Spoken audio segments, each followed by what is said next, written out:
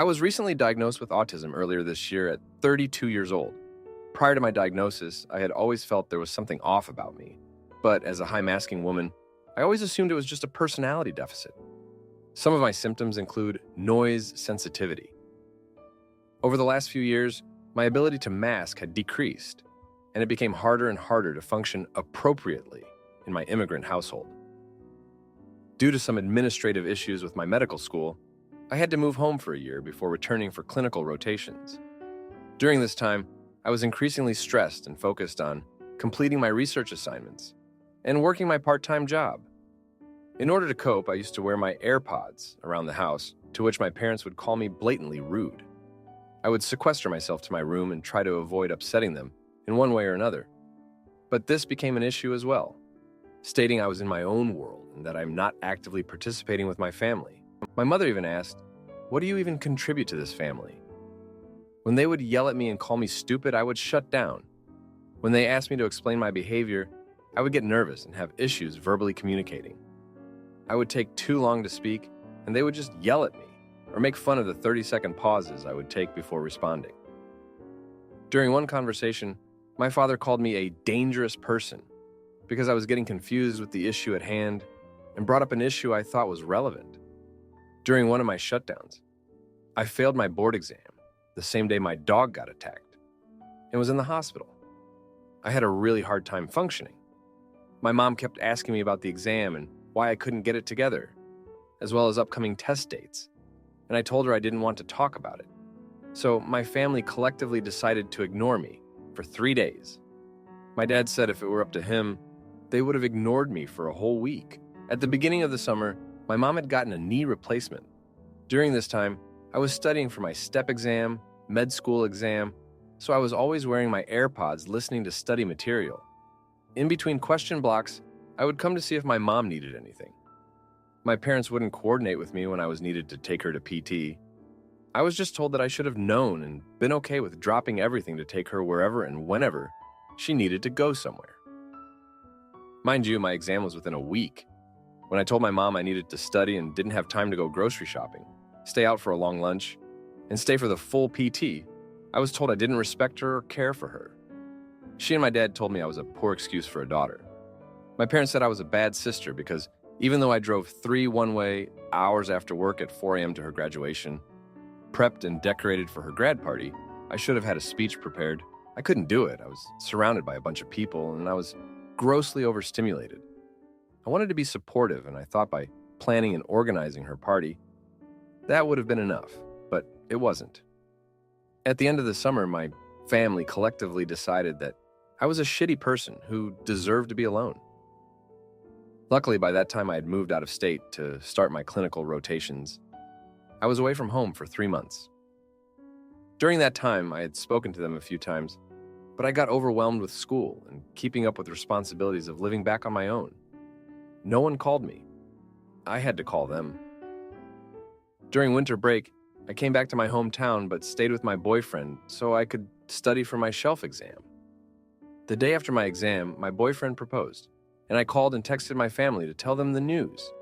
They were excited in the extended family group chat, but didn't answer any of my calls. Christmas Eve, I texted to see when they would be home so we could hang out. They said, "Sorry, they're busy. Christmas, busy." Then, day after Christmas, I texted my mom to see when I could bring their presents over, and she agreed to meet me. She said the entire extended family, aunts, uncles, cousins, were all celebrating the holidays at our new vacation house in Mexico, 20 minutes drive away. She said that if I'd been a better communicator, maybe I would have been invited, but I wasn't. I wasn't invited to my family's holiday celebration because I didn't specifically ask what the family was doing for Christmas, New Year's. I didn't celebrate my engagement with anyone in my family. I cried the whole week. I have always felt different. I never knew what to say or do. I never knew how to behave or withstand my sensitivities. I have a hard time communicating verbally or even defending myself. After all of this, I sought out a diagnosis. And to no surprise of my own, I do in fact have autism. But now that I have this realization, what do I do? How can I fix myself? I haven't spoken to anyone in my family except my mom twice since then. How can I explain to them that I didn't do any of that to mean to them? I don't want to use autism as an excuse, but as context to my actions. How, with this context, do I get them to like me again? I don't even want to plan a wedding because I feel like an orphan.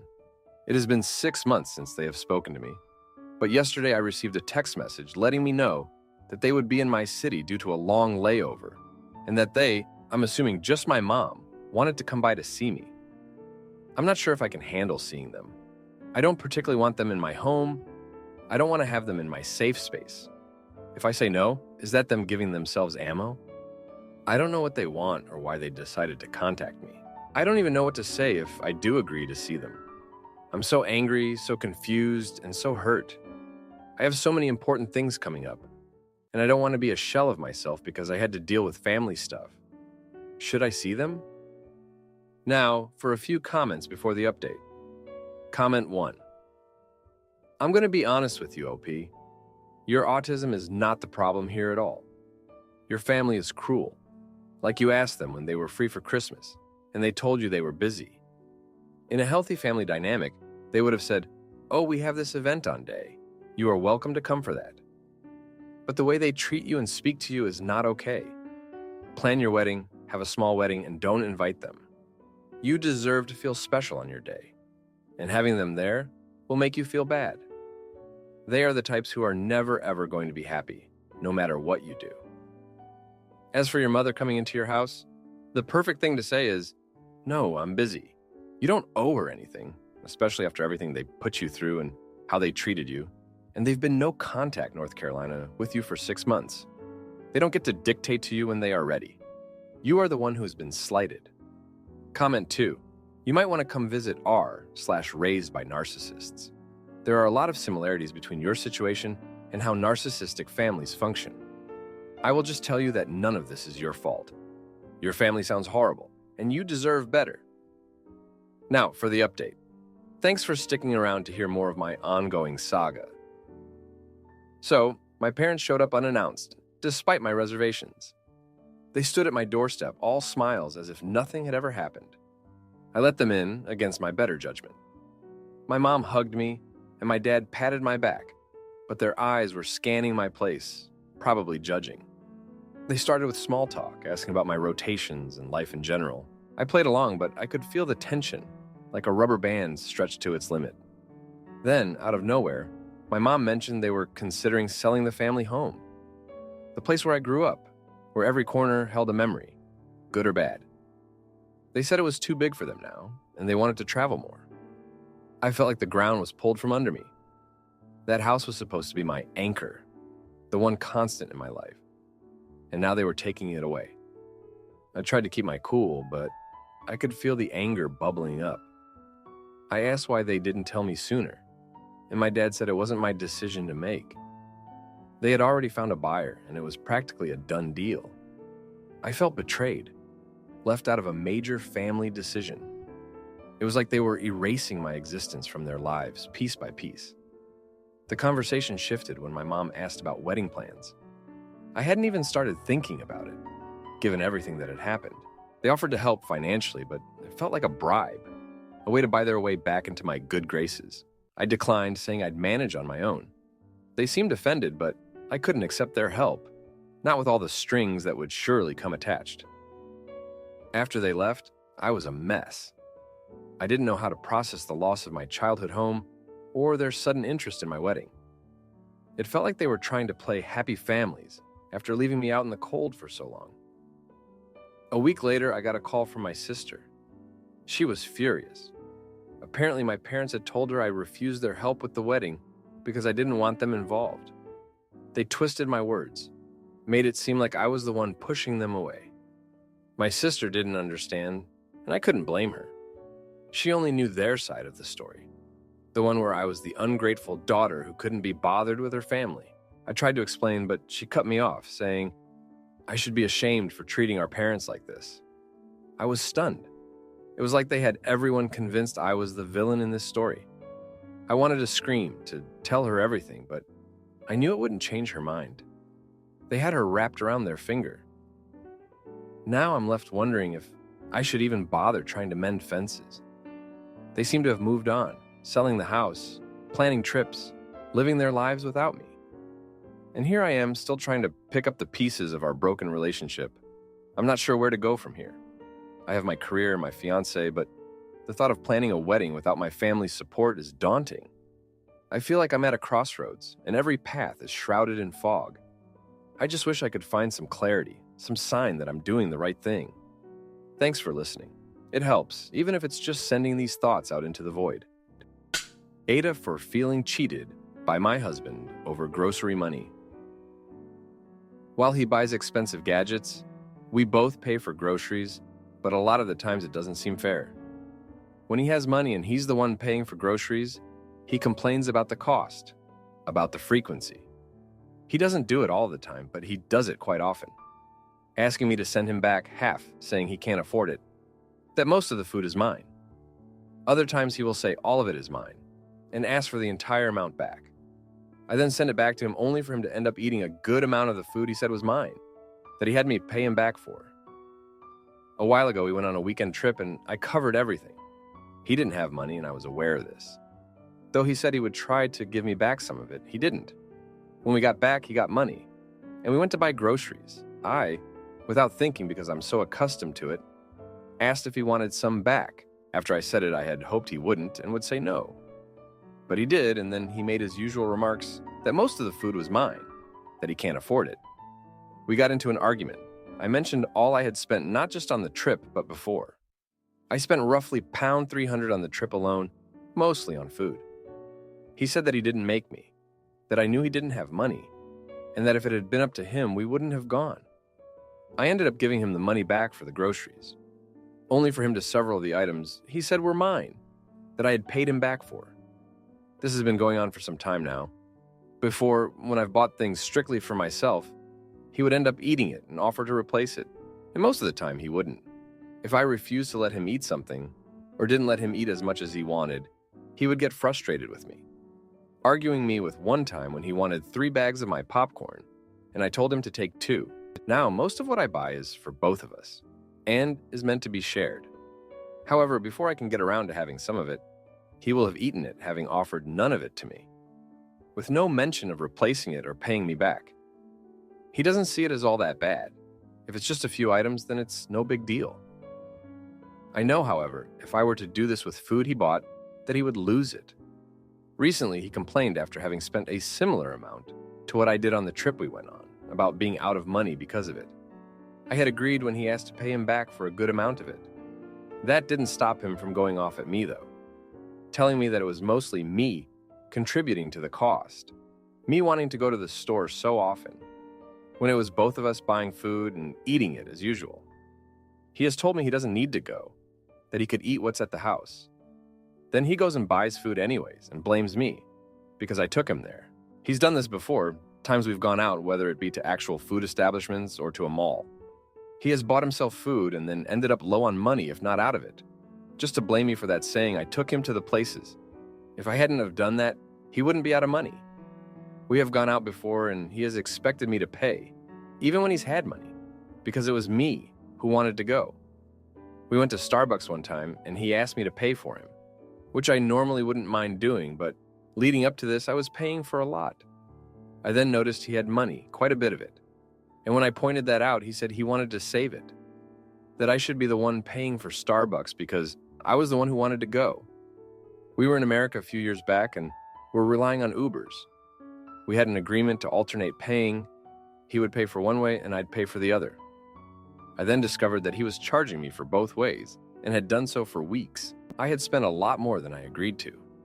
When I was angered by this and called him out, he said that it was an accident, but he also said that it was me who had wanted to go the places mostly being grocery stores that we both got food at. But he thought that I should be the one paying. There's a lot more than this, like how he owes me several £1,000s. Sooner buying things for himself and paying them off or paying his mother back before getting around to me. He says he has to pay her back to remain on good terms because we live with her because she complains. Times I've mentioned what he owes me, even just the importance of being paid back. He has acted like I'm hassling him when I'm not, when I wait long amounts of time to be paid back in increments. All the while I pay for food for us both, and I pay him back frequently for food because he complains, because he says he can't afford it, because he blames me and says it's mine, and then he eats a lot of it anyways. TLR, husband and I both pay for groceries, but I don't think it's equal or fair the way he goes about it. Often complaining about how much he's spending, blaming me for it, and asking me for half, if not all of what he spent back, telling me that most of the food bought is mine, when it's usually not, but even when it has been, he ends up eating the food. Also, eating through food I buy for the both of us before I get the chance to have any of it. Having done so before, with food I've bought for myself. Offering to replace it, then rarely doing so. I feel taken advantage of, especially because he owes me thousands of pounds. Sooner buying things for himself and paying them off, or paying his mother back what he owes her before getting around to me. Yet, here I am paying him back for food he also eats. Now, for a few comments before the update. Comment 1. Why are we marrying men who can't afford food? Not hating, but girl. You need to sit down with your husband and clean up the situation. Make a clear plan. For example, you each buy your own food and have a part of the kitchen each. Although I assume you cook and eat together, so perhaps if he eats a larger portion, he can foot 60% of the bill and you 40%. How are we splitting the other bills, if you don't mind my asking? Comment 2. You're fighting over food because neither of you work. You are living unsustainably and spending pretty frivolously for two out-of-work people who have no plans to start working. You guys need to stop squabbling over groceries and figure out an actual plan to get your lives in order. Both of you need jobs. Now for the update. Thanks for sticking around for this update. So, the other day, he did something that really got under my skin. He went out and bought this fancy new gaming console. I couldn't believe it. There he was, telling me he's strapped for cash, and then he splurges on this expensive toy. And guess what? He still hasn't paid me back the money he owes me. It's like he doesn't even care about our agreement or the fact that I've been covering for us for so long. But that's not even the half of it. His mom, who we live with, started complaining about the electricity bill being too high. She was convinced it was because of my hair dryer. I mean, come on, a hair dryer. So, he jumps on the bandwagon and starts a whole argument about how I'm not being considerate with the utilities. This coming from the guy who leaves his new gaming console on all day and night.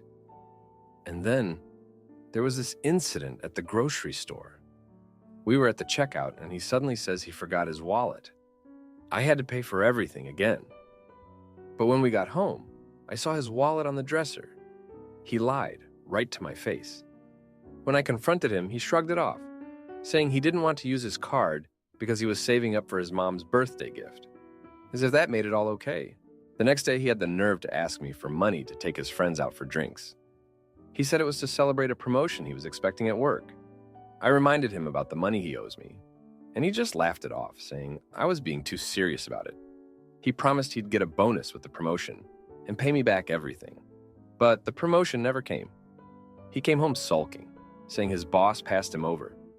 He didn't even apologize for the money he'd already spent, or the fact that he'd made promises he couldn't keep. Instead, he blamed me for not being supportive enough, for not believing in him. It was like he was trying to make me feel guilty for his own failures. And then, just when I thought things couldn't get worse, his mom sat me down for a talk. She told me she was worried about him, that he seemed stressed. She suggested that maybe I should ease up on asking for the money back, that it might be putting too much pressure on him. I couldn't believe it. I couldn't. It was like they were both in on this together, trying to make me the bad guy for wanting what's rightfully mine. I've been trying to keep the peace, but it's getting harder every day. I'm starting to feel like a doormat, like no matter what I do, it's never enough. And the worst part is, I'm starting to doubt myself, wondering if maybe I am being too harsh, too demanding. But deep down, I know that's not true. I've been more than fair, more than patient. It's just so frustrating to feel like you're the only one trying to make things work. Thanks for reading. Aita for thinking of dumping my boyfriend after he buys a Porsche instead of our dream family home.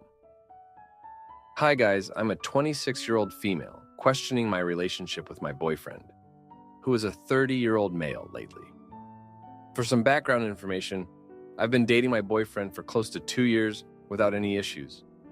We've talked about marriage, kids, etc., and initially we were on the same page regarding all of that. Earlier this year, he inherited a large sum of money, enough to buy a few houses mortgage-free in a city where the average home price is well over $1 million. Before this, we were both doing okay money-wise. No debt, career jobs, savings, and living on our own. When he told me he was house hunting, I was very happy for him, and I offered some advice on how to choose a home. I work in the industry. Today he closed on the house, and it turns out he bought a small loft apartment downtown. And a Porsche. My heart sank because this is, well, basically the opposite of what we had discussed in regards to starting a family. So I can't help but wonder whether his future plans have changed. Of course, I've asked him about it, but he dodges the question or says that we'll see in a few years, or says that a lot of things can happen, change. He's visibly uncomfortable whenever I bring up the topic of starting a family and the timeline. I lost one of my ovaries and a tube due to a cyst earlier this year. So that's shifted my timeline to have kids a bit. I've begged him not to string me along, to tell me if his needs have changed. That if we want different things in life, we can break up and work toward them separately. But he reassures me that he sees a future with me and that he wants the same things as me, which now I find it hard to believe. I'm not a bum and I'm not interested in his money whatsoever.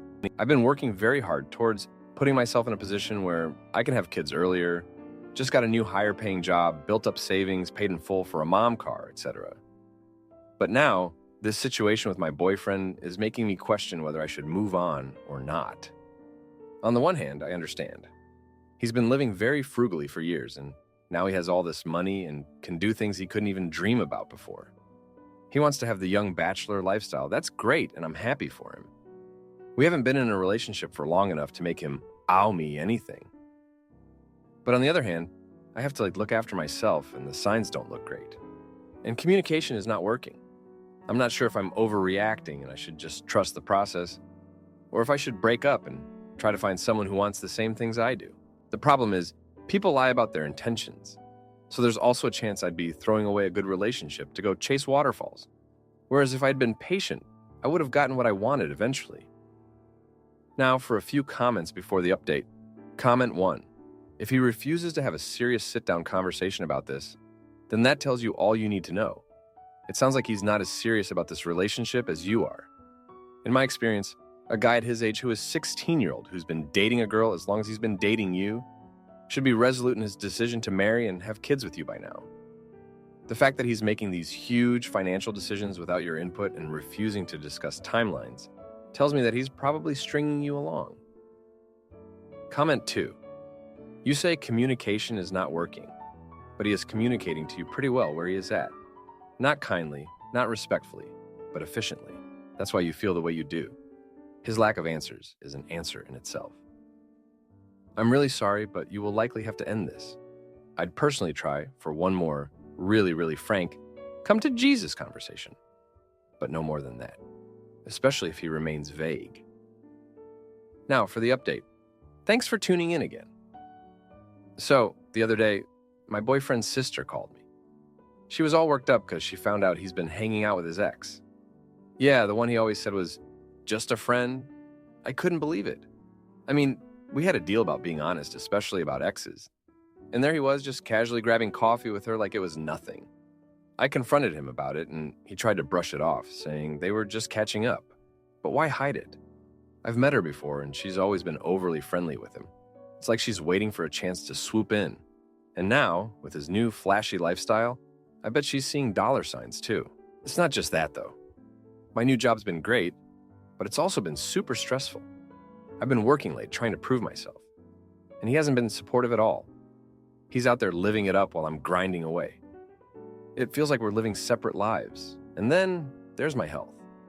Losing an ovary wasn't easy, and it's made me think hard about what I want. I've always wanted kids, and now I feel like my clock's ticking even louder. But he's out there, dodging the topic like it's some kind of joke. Yesterday I was at my mom's place, and she could tell something was off. Moms always know, right? I spilled everything. She's seen this kind of thing before. She told me about her friend whose husband suddenly came into money, and it changed him completely. They ended up splitting because he just wouldn't settle down again. I guess history does repeat itself because today, I found out he's planning a month-long trip to Europe with his buddies. No mention of me, no discussion, nothing. It's like, I don't even factor into his decisions anymore. I'm at a crossroads here. I've got a guy who's living like he's single, an ex that's lurking in the background, and a family dream that's looking more like a fantasy every day. I've been loyal, I've been patient, but I'm starting to feel like a fool. I've got to think about what's best for me. Maybe it's time to stop waiting for him to come around and start looking out for myself. I've got a good job, a solid plan for the future, and I don't need to be tied down to someone who's not on the same page. Thanks for sticking with me through this. If you like this video, you'll probably like these too. Also, while you're here, please consider subscribing. It's your support that keeps this channel alive and allows me to make better and longer videos. Have a great day.